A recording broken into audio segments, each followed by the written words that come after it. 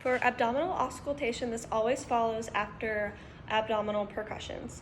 The diaphragm of the stethoscope is used, and you go into a circular motion in each quadrant with a dot in the middle to listen to all the sounds. If no bowel sounds are present, then that's indicative of an intra-abdominal pathology.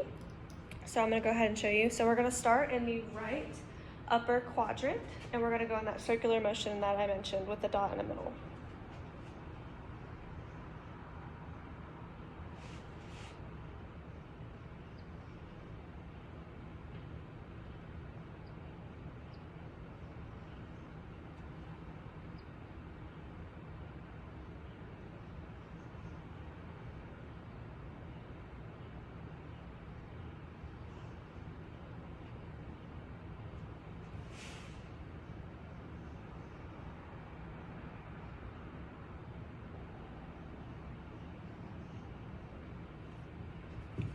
These signs that go along, or the special tests that go along with the abdominal auscultation is the rebound tenderness, which is assessment for peritonitis. So that is when you press into the right lower quadrant, and the patient should not feel any pain, but when you let go, they should have that rebound tenderness, and that is indicative of the peritonitis. For the jar or the heel strike sign, you'll have the patient stand up,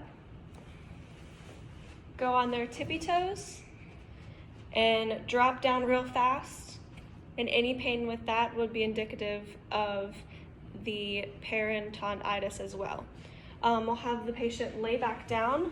This sign is the iliopsoas sign, and that assesses for appendicitis. So you have the patient lay on their left side, and you'll pull their leg back. And if there's any pain with that in the right lower quadrant, that is indicative of, like I said, appendicitis. Next, you have the obturator sign, which is when the patient is laying supine, you bend their leg, and you internally rotate their hip.